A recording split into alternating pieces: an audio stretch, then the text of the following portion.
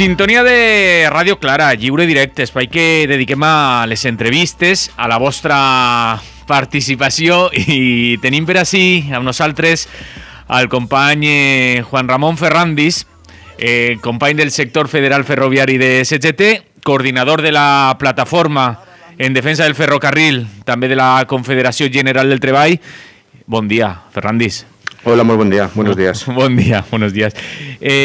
Estemos así, tenemos aquí a Juan Ramón Ferrandis, porque lleva una semana diciéndole: Ferrandis, tenemos que hablar del corredor mediterráneo, que vamos, que lo estamos viendo por la tele, que está otra vez de actualidad. Pero visitando la web veo un titular que dice que no te borren el tren. Ferrandis, ¿qué es esto? ¿Quién nos quiere borrar el tren? Bueno, efectivamente, en los últimos tiempos se está hablando mucho del corredor mediterráneo. No queremos reiterarnos todavía más en qué significa el corredor mediterráneo y cuál es la propuesta del corredor mediterráneo, algo que no es positivo para la ciudadanía. Y hoy veníamos a hablar del último tramo del corredor mediterráneo que se inauguró hace solamente unos días y que conecta Elche y Orihuela directamente con Madrid, y que paradójicamente desde la administración y desde los medios de comunicación dicen que vertebra el territorio, algo que es totalmente incierto, por no decir directamente que es mentira. Pero hay una actualidad quizá mucho más potente y reivindicativa, como es el cierre de la línea entre Utiel y Cuenca. Una línea que en principio lleva muchísimos años dando servicio a la ciudadanía y sobre todo a las comarcas por las que pasa. En otros tiempos fue fundamental para la vertebración de las comarcas, incluso para la comunicación entre Valencia y Madrid, y que en la actualidad pues prácticamente no había recibido ni un euro de inversión en los últimos 50 años. Si bien es cierto que se mantenía prácticamente por inanición y que, como decíamos en los últimos años, y la apuesta descarada por el AVE había impuesto una supervivencia dramática de esta línea, nos habíamos peleado desde las diferentes plataformas de defensa del ferrocarril su mantenimiento en servicio, pero ese deterioro ha llegado a un momento crucial y la tormenta Filomena es la que ha destapado esta situación. Sin ir más lejos, hace 35 años, el Talgo y el Ter, que circulaban por esta línea, tardaban de Valencia a Madrid solamente 4 horas y 20 minutos. Hoy el trayecto entre Valencia y Madrid, hoy no, evidentemente porque está cerrada, pero el día antes de su cierre eran de 7 horas y 58 minutos, prácticamente el doble que hace 35 años. Esto era una situación insostenible, puesto que, por ejemplo, desde Utiel a Cuenca se circulaba a menos de 60 kilómetros por hora como velocidad punta, y en algunos trayectos pues con limitaciones de velocidad a 20 y 30 kilómetros por hora. Entre Valencia y Cuenca se tardaba más de 4 horas de viaje, lo cual hacía insostenible para alguien que tuviera que ir de Valencia a Cuenca. El servicio se fue reduciendo en los últimos años y pasó de 4 servicios, que ya era insuficiente en aquel momento, pero en 2013, con la imposición de las obligaciones de servicio público, se redujo a 3, y en los últimos años, o en el último año mejor dicho, con motivo de la pandemia, se dejó solamente una circulación, que luego se convirtió en 2 en los últimos meses. Nos encontramos con un dilema que hemos tenido durante mucho tiempo, y que es que o se rehabilita la línea para que tenga unas velocidades más o menos razonables, se suprime la parada de Fuente San Luis, donde los trenes tienen que cambiar el sentido y perder ahí prácticamente 15 minutos en esta. Se reabre el túnel que uniría directamente Valencia con San Isidre, se duplica la línea por lo menos hasta Buñol y se electrifica, y después dejamos a Camporrobles como final de línea en vez de Utiel, reduciendo algunas paradas que ya están cubiertas por las cercanías de la C3, pues encontraríamos que podemos tardar prácticamente 2 horas en llegar a Cuenca, lo cual sí es es el mismo trayecto pero con un tiempo mucho más razonable y competitivo, porque además, insisto, daría cobertura a todas las comarcas y a todas las poblaciones por las que pasa, que algunas solamente tienen una parada al día, lo cual es insuficiente y prácticamente mata la posibilidad de utilizar este servicio. Estamos hablando de la situación en la que se encuentra esta línea, como con la desaparición de ese servicio de ferrocarril, cuando muchas veces hablamos de la necesidad de vertebrar territorios y de trabajar para que no se produzca esa despoblación en algunos, sobre todo en el interior del País Valencià y también en estos territorios de los que estamos hablando, ¿no? Perfectamente son los más afectados por esta despoblación. Sí, la España vaciada, evidentemente, se les llena la boca a los políticos y a las políticas de que hay que intentar paliar la despoblación de las zonas rurales, pero a la hora de la verdad, cuando tenemos la posibilidad real de paliar verdaderamente esta situación, pues no hacemos ni caso. El 8 de enero, con la llegada de la tormenta Filomena, se suprimió el servicio en esta línea y no se ha restaurado hasta la fecha. Desde las diferentes organizaciones que defendemos el ferrocarril, desde la propia Plataforma de Defensa Ferrocarril de la CGT, pero también desde Indignats amb Renfe, desde Usuaris del Tren Valencià, desde la Plataforma de Defensa Ferrocarril de Cuenca y de la Plataforma de Poblaciones Afectadas, hicimos una concentración en cada una de las estaciones de toda la línea, que tuvo bastante participación, porque evidentemente es algo que bueno, pues prácticamente es el único clavo a lo que se pueden acoger estas poblaciones, algunas de ellas como Camporrobles, dentro del País Valencià, que no tiene otro servicio, tiene el autobús desde hace solamente unos días, ha estado muchísimo tiempo que la única comunicación con Valencia era este tren regional que pasaba por su población. Por tanto, creemos que es imprescindible.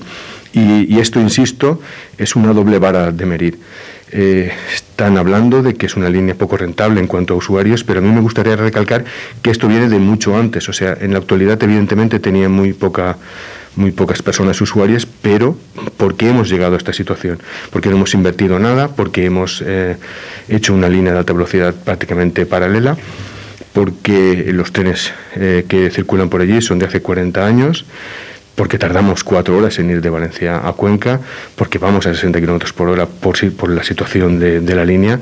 Por tanto, esto no es baladí. O sea, estamos hablando de poblaciones que tienen un bajo número de habitantes, pero es que los hemos dejado perder. O sea, hemos dejado perder el servicio y hemos dejado estas poblaciones a los pies de los caballos. Por tanto, que esté cerrada la línea en este momento simplemente es debido a que antes ya se encontraba mala situación esta infraestructura y que ahora, con la llegada de la tormenta Filomena, pues se quedó al aire. Sí que es verdad que la situación en cuanto a seguridad es comprometida y que nadie se atreve a darla de alta, pero esto solamente se puede paliar con una inversión integral que restaure el servicio, pero con garantías de seguridad y de calidad. Por tanto, lo único que hay es una inversión rápida y urgente para que estas poblaciones puedan tener otra vez servicio de tren. Pero aquí lo más importante es hablar del corredor mediterráneo y de la alta velocidad, Ferrandis. Sí, efectivamente. El corredor mediterráneo hemos hablado muchas veces en este mismo programa y en muchísimas ocasiones qué significa el corredor mediterráneo. Hoy no vamos a volver a incidir en ello ni vamos a reiterarlo. Vamos a hablar de una manera muy sucinta de esta nueva inauguración que se ha hecho por todo lo alto y que ya dice que Elche y Orihuela están conectadas con Madrid, que Alicante ya tiene 4 estaciones, porque junto con Villena y con Alicante ya tiene muchas conexiones con Madrid, pero evidentemente lo que no se acuerdan es que los pueblos de al lado no tienen conexión y que no tiene conexión el Mediterráneo, porque que yo sepa, Madrid Mediterráneo tiene poco, ¿no? Efectivamente. Entonces estamos utilizando unos términos a propósito con este significado torticero de la palabra, para realmente hacer otros, y la prueba más palpable es que en cuanto habla este corredor mediterráneo, la gente piensa rápidamente en las mercancías que van a circular por ahí. Pues paradójicamente, y eso prácticamente la mayor parte de la ciudadanía no lo sabe, este nuevo trayecto que se ha inaugurado entre Valencia, o sea, entre Elche y Madrid, no pueden circular las mercancías. No puede circular ni un solo tren de mercancías. Por tanto, pues es lo que nos han vendido, que el corredor mediterráneo era para eso, ¿no? Efectivamente, nos lo han vendido Y nos lo hemos creído, se lo han creído, mejor dicho, una buena parte de la población, interesada también, que piensa que la velocidad es lo más importante. Y si vives pues en alguna de las grandes ciudades, quizá tengas ese beneficio de poder ir a Madrid. Habrá personas que no irán nunca a Madrid, o algunas irán una vez en su vida, pero tendrán ahí, habrán pagado los 1.200 euros por persona que cuesta este tren de alta velocidad. Todo esto comporta que, evidentemente, esos 1.500 millones de euros que se han gastado en este tramo del corredor mediterráneo, en este tramo de alta velocidad, vengan a restarse a otros servicios mucho más importantes, como puede ser la salud, como puede ser la educación, la cultura, etcétera, etcétera. Incluso el propio ferrocarril, puesto que este año, en los presupuestos generales del Estado, 2021, la alta velocidad se va a llevar 1.877 millones de euros, perdón, 2.877 millones de euros, mientras que el ferrocarril convencional se va a llevar 1.800 millones de euros. Sí que es verdad que es prácticamente el doble que hace unos años, pero todavía insuficiente con respecto a la alta velocidad. Los usuarios, lo hemos dicho ya muchísimas veces, el 96,2% van al ferrocarril convencional y solamente el 3,8% van a la alta velocidad. Por tanto, es una regla de tres perversa, y que entendemos que hay que revertirla para que realmente las inversiones vayan a quien más las utiliza. Pero esto lo llevamos diciendo mucho tiempo, Ferrandis. Sí, la verdad es que estamos prácticamente siempre con el mismo discurso, pero por más que intentamos llegar a la sociedad, pues muchas veces piensan que no es totalmente cierto lo que estamos diciendo. Todos quieren que el AVE llegue a la puerta de su casa. Efectivamente. Nos estamos dando cuenta de que desde Elche van a poder llegar a Madrid, o desde Orihuela van a poder llegar a Madrid en 2 horas 22, que desde Murcia se va a llegar en 3 horas 10, pero no nos damos cuenta que con el ferrocarril convencional, y además por unas comarcas también despobladas como las del centro de Albacete y Murcia, las poblaciones de Cieza, Tobarra y demás, pues por ahí se tarda 3 horas 50 minutos. Por tanto, estamos hablando prácticamente de 35 minutos de diferencia, algo que nos parece totalmente irrisorio en una sociedad como la actual, cuando de la otra manera estamos ahorrando muchísimo dinero económicamente y estamos también ahorrando en el plano medioambiental. Pero además socialmente estaríamos vertebrando las comarcas si tuviéramos muchas más paradas. Puedes ir de Elche a Madrid, pero por ejemplo no puedes ir desde Monóvar, desde Elda o de cualquiera de las poblaciones intermedias.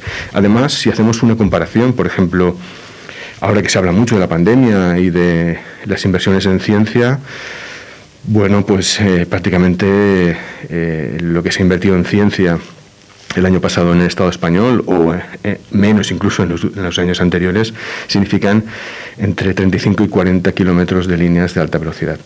Por tanto, estamos dando muchísima importancia a algo que no la tiene y que beneficia solamente a un 0,001% de la población, y lo estamos comparando con algo que beneficiaría a todas las ciudadanas del Estado español.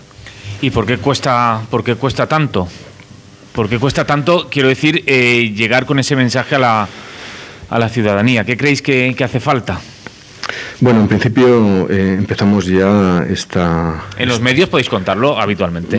Eso es lo que pretendía decir, que prácticamente empezamos ya con una batalla perdida, puesto que excepto medios de comunicación alternativos como Radio Clara o como otras cadenas también, y sobre todo por Internet, los demás pues no les interesa este discurso en el que realmente es un discurso objetivo, no es un discurso catastrofista, es un discurso objetivo porque los datos están ahí, no son rebatibles. Se pueden disfrazar y se pueden decir de otra manera y tener una percepción desde la ciudadanía de otra manera. Pero cuando estás hablando del corredor mediterráneo, de que va a ser para las mercancías, de que vamos a poder sacar nuestras propias mercancías por este corredor, y estamos construyendo un corredor por el que no pueden circular las mercancías, en algunos tramos sí, pero en este concreto que estamos hablando no pueden pasar los trenes de mercancías. Por tanto, estamos vendiendo humo para hacer unas inversiones que solo van destinadas a una pequeña parte de la población. Y esa pequeña parte de la población, todos pensamos que estamos dentro de esa pequeña parte, pero no todo el mundo vivimos en las grandes ciudades y no todo el mundo queremos ir a Madrid. Lo que sí queremos es tener unas cercanías que sean realmente que den servicio a los usuarios y a las usuarias. En Valencia, en este momento, el año pasado se suprimieron 7.590 trenes. En los últimos 5 años se han suprimido 20.500 trenes. Estamos en este momento de pandemia, trenes saturados de usuarias en el que no se pueden guardar las distancias de seguridad. Tenemos déficit de vehículos, tenemos déficit de personal.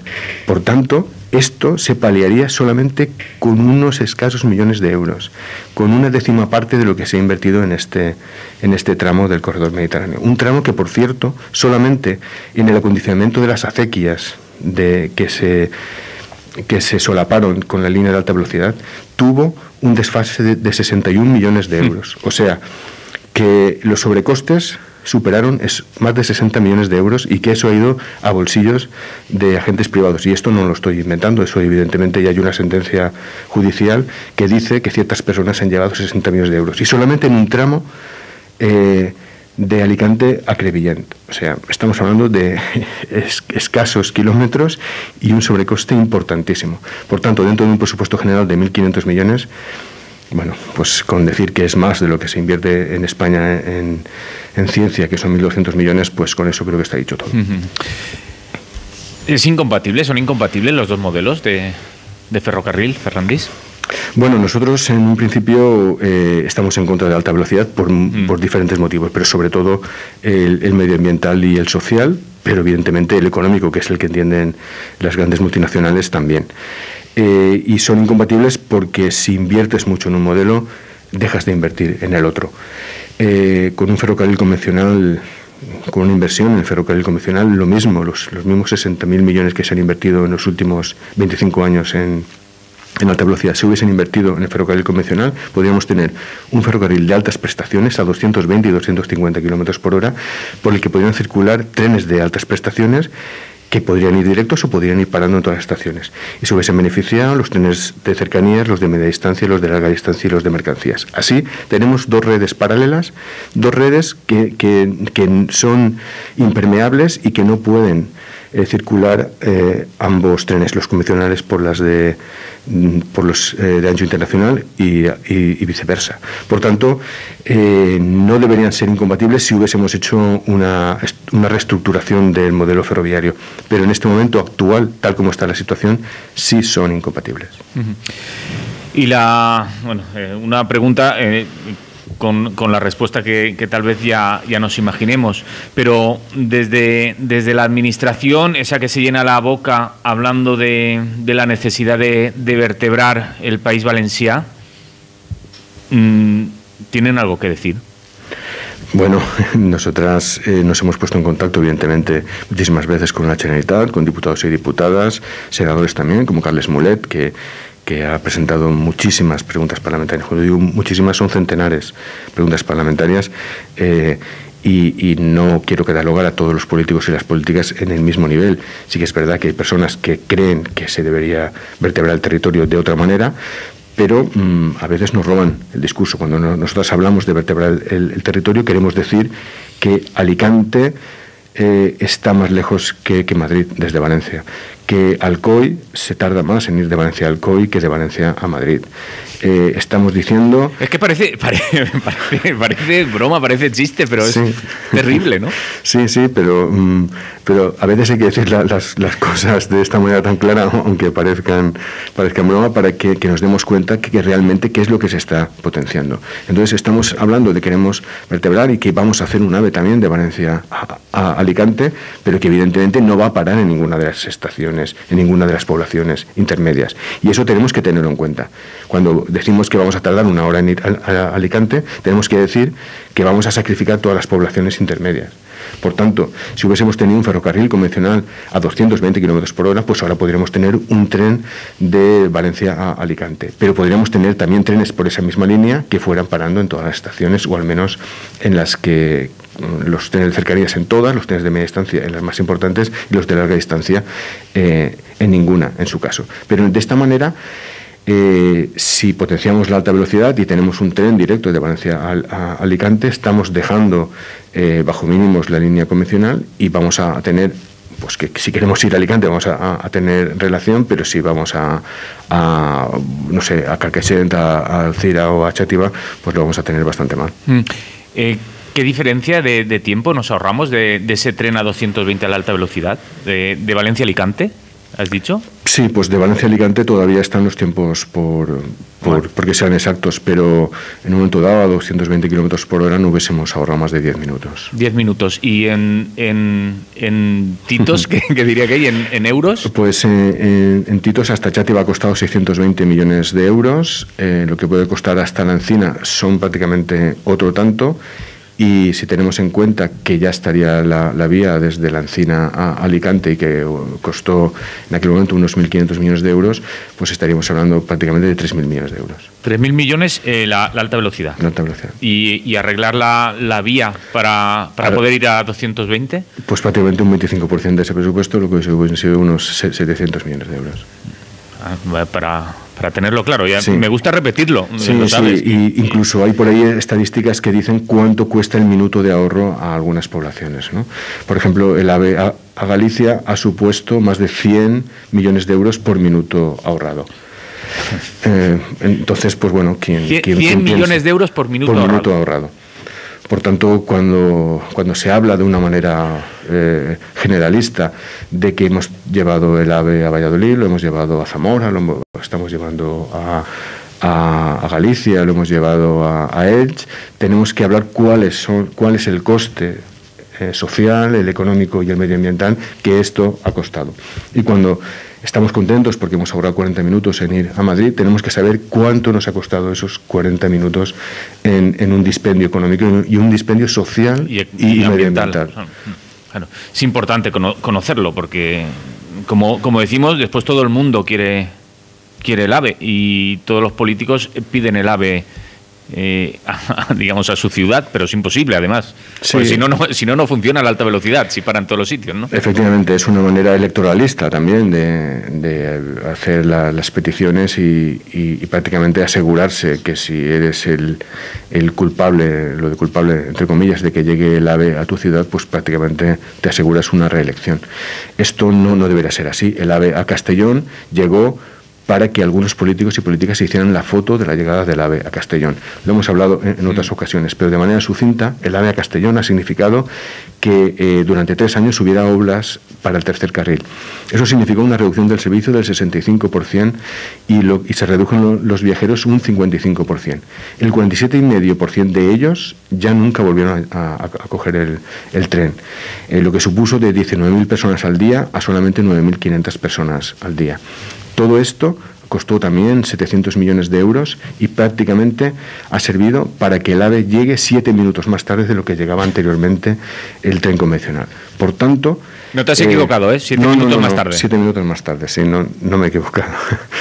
Y bueno, si ponemos todo esto, esta información al alcance de la ciudadanía, evidentemente se da cuenta de que eso no es así. Si encima nos venden que este tercer carril va a ser para las mercancías, pero desde hace 5 años, no desde hace 5 años, en los 5 años que lleva instaurado el tercer carril no ha pasado ni un solo tren de mercancías por el tercer carril y siguen pasando por el mismo sitio que pasaban anteriormente, y además tenemos en cuenta que todos los almacenes de cítricos que había entre Valencia y Castellón ya no tienen entrada desde el ferrocarril con la llegada de este tercer carril, pero ya por desgracia anteriormente, desde hace 27 años, pues nos damos cuenta de que es una falacia que el corredor mediterráneo sea para las mercancías, y también es una falacia que ello aumente tantísimo el PIB como hablan y que sea tan beneficioso para la ciudadanía.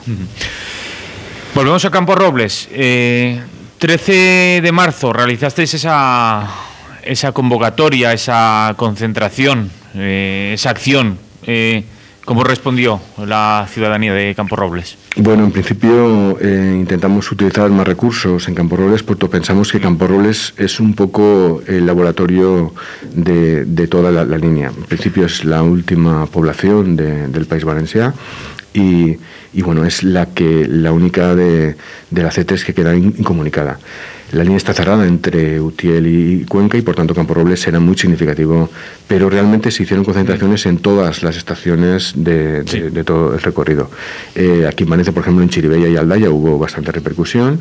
En Campos Robles acudimos más de 100 personas y estuve en los medios de comunicación y se hicieron allí unos parlamentos, pero también hubo en Víllora, en Llémeda, en Carboneras, en Cuenca, en Huete, etcétera, etcétera. Hubo bastante repercusión ciudadana y por tanto, creemos que esto tiene que hacer reflexionar también a la Administración. Un presupuesto urgente para rehabilitar la línea, que además sería un presupuesto irrisorio comparado con las grandes inversiones que se están realizando en la alta velocidad. Y por tanto no vamos a quedar aquí. En unos días vamos a convocar también una concentración en la estación de Valencia Nord y también lo vamos a hacer en la estación de Utiel.